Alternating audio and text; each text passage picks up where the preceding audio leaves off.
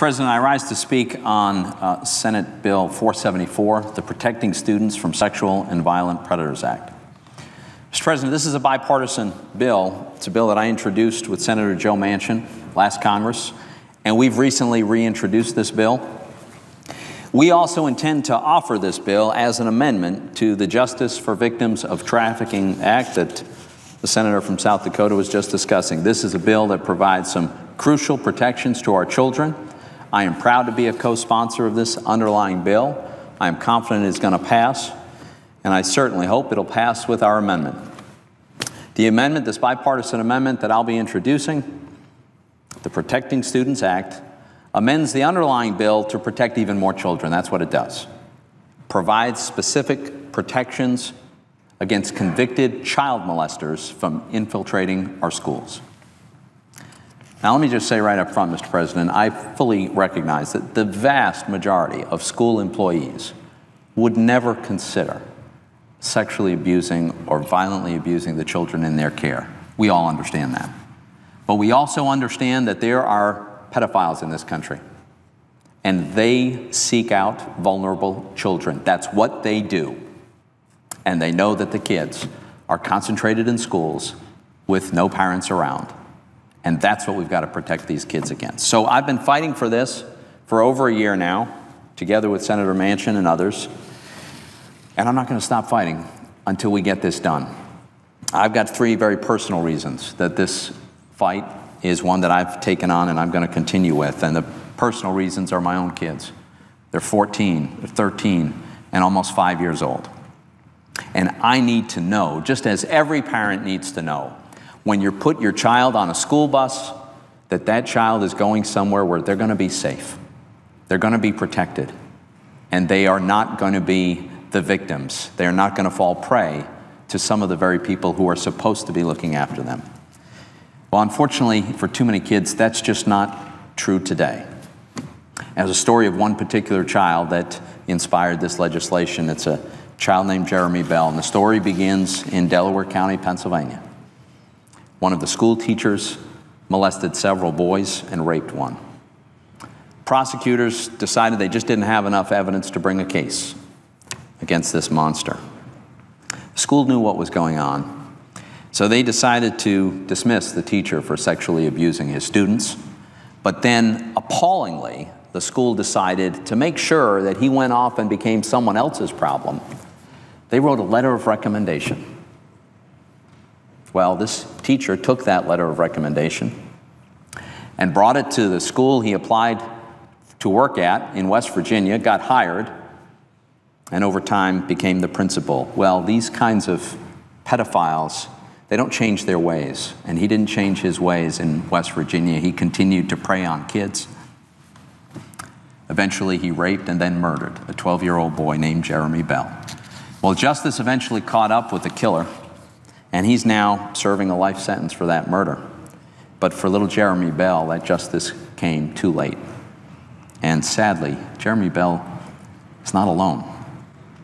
Last year, Mr. President, we had 459 school employees across America arrested for sexual misconduct with the very children they're supposed to be protecting and teaching and caring for. That's more than one per day. And those are just the ones where there was enough evidence to actually prosecute, to make an arrest, and to pursue charges. How many others were getting away with this?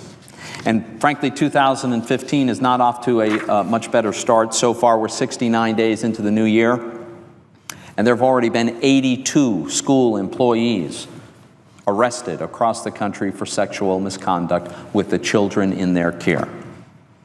Mr. President, every one of these are not statistics. These are not numbers on a page. These are children's lives, every one of them. Like the little girl whose sexual abuse began at age 10 and only ended when at age 17 she found herself pregnant with a teacher's child. A teacher's aide who raped a young mentally disabled boy in his care. A kindergarten teacher who kept a child during recess and forced her to perform sexual acts on him. It's hard to even talk about these things, but they're happening. One school employee after another caught with child pornography. Sometimes these images are of kids who are just 1 year old. This is unbelievable. It's outrageous. But it's happening. And we in Congress have to do what we can to stop this. And we can do something. The Toomey Manchin Protecting Students bill takes an important step in the direction of stopping these outrageous acts. And it does so, it relies on two mechanisms to accomplish this. The first mechanism is to require schools to do appropriate criminal background checks so that we're not knowingly hiring pedophiles in our schools. And the second is to ban this terrible practice by which schools knowingly send a letter of recommendation on for one of these creeps to go somewhere else because they're recommending them so that they become someone else's problem. Now, Mr. President, neither of these mechanisms should be controversial. The House of Representatives unanimously passed a bill that has both of these mechanisms in just the last Congress, unanimously. I'm proud of the fact that we have 3 former House members who voted for this bill last year who are now co-sponsors of our legislation, including the junior senators from West Virginia, from Colorado, and from Arkansas. And I appreciate their support for this common sense legislation. And furthermore, just a few months ago, every member of the House and Senate except one voted for even more expansive background checks when we all voted in favor of the Child Care Development Block Grant bill. The combined vote in the House and the Senate was 523-1. This is not controversial stuff. So what would we actually do? What does the legislation accomplish? Number one, criminal background checks are required. Now, every state has some kind of criminal background check now. That's true. But it's pretty obvious that many of them are not adequate. Well, for instance, too often there are whole categories of school employees who are not covered by the background check. And too often states don't check all of the criminal databases that are available to them. And so these pedophiles are slipping through the cracks. The Protecting Students Act requires that if a school district wants to take federal funds to pay its teachers' salaries, it's got to perform background checks on all the workers who have unsupervised contact with the children. That would include new hires and existing hires. So another reality is that many states have only recently adopted these background checks, and so they've hired employees prior to the legislation requiring the background checks, and some of these employees have this kind of criminal background. Take the case of William Vahey. 64 years old, he taught for decades at some of the world's most elite schools. He started in California and then started working his way across the country. And you know what he used to do? He used to give his young students Oreo cookies laced with sleeping pills. And when the boys fell asleep, he molested them and he photographed it. Scores of children were sexually abused. This teacher had been convicted for sexual abuse of children when he was in his 20s. But these school districts weren't doing a thorough background check, so they weren't discovering this. Well, the Protecting Students Act ensures that sex offenders like William Vahey will not fall through the cracks. They will be discovered by a more thorough and rigorous background check system that our bill requires. I should also point out that our bill, the Protecting Students bill, requires the schools to do the criminal background checks, not just for teachers, but for contractors as well. So school bus drivers, coaches, substitute teachers, anyone who comes in unsupervised contact with the kids. There are currently 12 states that have no such requirement at all. They don't check on the backgrounds of their contractors, despite the fact that these folks come in regular contact with kids. And case in point, in Montana, parents got a very rude awakening recently. An audit of Montana's school bus drivers found that 123 drivers had criminal histories, including one driver whose conviction landed him on the sexual and violent offender registry, and one with an outstanding arrest warrant. Now, running these background checks on school workers is only going to be helpful if it's thorough, if it's adequate. And so what the Toomey Manchin bill does is it requires that the background check all 4 of the major crime databases that are available. There's the FBI fingerprint database, there's the National Sex Offender Registry, there's a state criminal registry in each state, and the state child abuse and neglect registries. Now, this past August, parents in Alaska learned that Alaska has an inadequate background check system, and it resulted in a known child rapist teaching in Alaska schools for 4 years. This is unbelievable, but this is what's happening. August 29th, Alaska state troopers arrested a middle school teacher in Keona, Alaska. The teacher had fled Missouri 4 years earlier in order to escape an arrest warrant. Multiple witnesses accused the teacher over a decade of sexual and physical abuse of his own adopted children. He'd raped and starved these children, his own children. It's unbelievable. The children literally had to burrow a hole in the wall and steal frozen food and warm it up on a heater, on a furnace, just to survive. This monster was able to leave the state and obtain a teaching job in Alaska for 4 years. And when asked how in the world could this happen, the Department of Education of Alaska explained, well, the Alaska background check checks the state criminal registry, but not the federal registry, so they had no idea that he was a wanton, despicable criminal and had such a record in other states. Now, had our bill been in force, Alaska would have been required to check the federal registry. They would have discovered this before ever hiring this monster. So this is the first part of our bill, this requirement that we have these background checks. And again, there's nothing controversial here. The House of Representatives passed more expansive language unanimously in the last Congress. And just a few months ago, as I mentioned, we had just a few months ago, we had combined House and Senate 523 votes in favor, 1 vote in opposition to the Child Care Development Block Grant, which imposes appropriate and rigorous background checks on kids in our daycares. That makes perfect sense. We should be screening out pedophiles from our daycares, but we also should be providing the same level of protection to kids who are a little bit older, and they're in grade school or middle school or high school. Mr. President, there's a second part of our legislation, and it addresses this outrageous practice of what's known as passing the trash. This is that unbelievable act that resulted in the death of Jeremy Bell, when a letter of recommendation allowed a known pedophile to be employed in West Virginia. So our bill simply says if a state wants to receive federal taxpayer money, it can't knowingly help a child molester get a job somewhere else. How can this even be controversial? But the fact is, this is an all too prevalent practice, and it's long past time that we do something about this.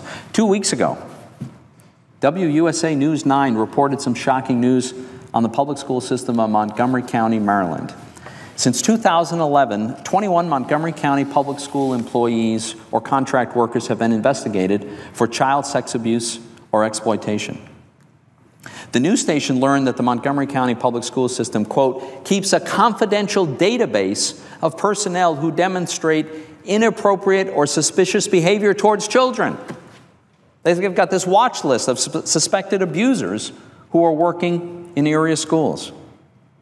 And WUSA 9 learned that the school system has a known record of passing the trash. For example, elementary school teacher Daniel Pica, he was abusing children for 17 years.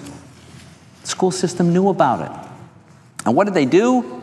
The teacher's punishment was to move him from one elementary school to another.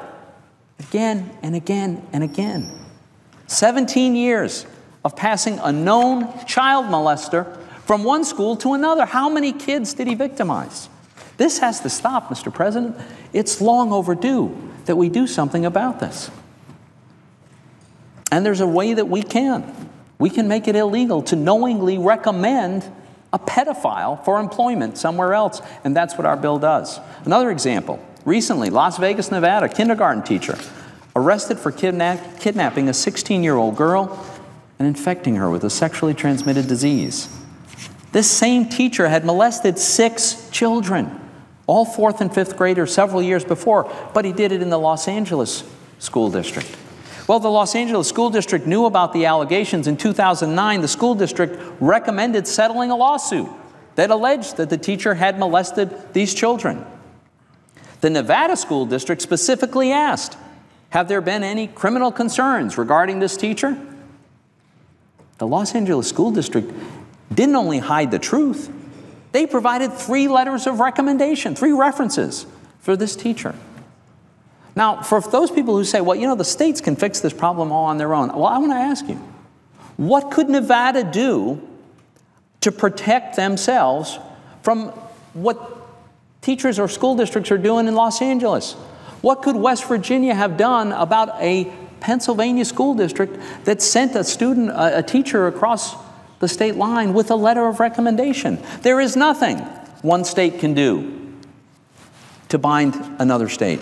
This requires a federal solution. So, Mr. President, let me just sum this up. The Toomey Manchin bill offers a very simple proposition.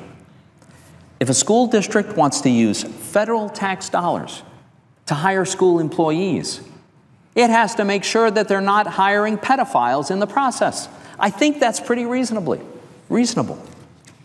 And specifically, they need to perform background checks on any worker who comes in unsupervised contact with children, and they need to stop passing the trash. Now, I can't believe this is even controversial.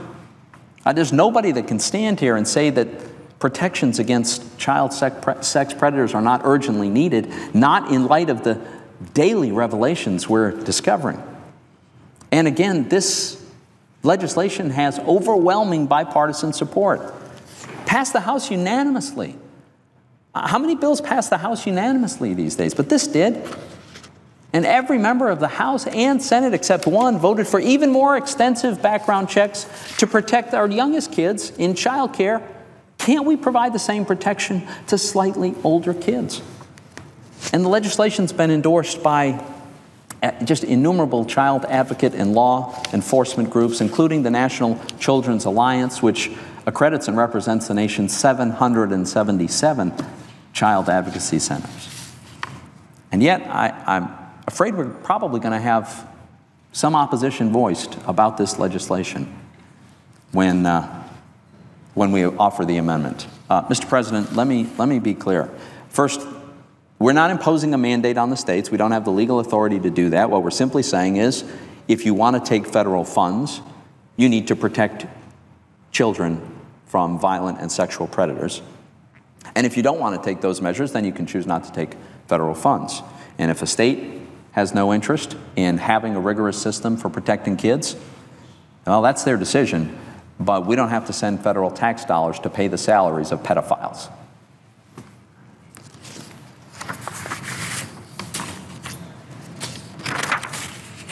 Let me just conclude, Mr. President.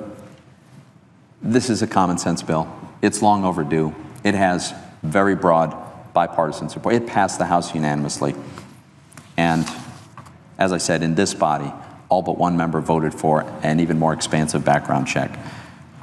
Several senators have voiced some specific concerns, and I'm working with several of them, and I'm willing to work with senators who want to find ways to constructively improve this bill. But I am not going to support a bill that waters down our ability to protect our kids from pedophiles in school. And I hope that this body will overwhelmingly adopt the legislation that passed the House unanimously, and we can begin to have a more thorough and effective process of protecting our kids. And I yield the floor.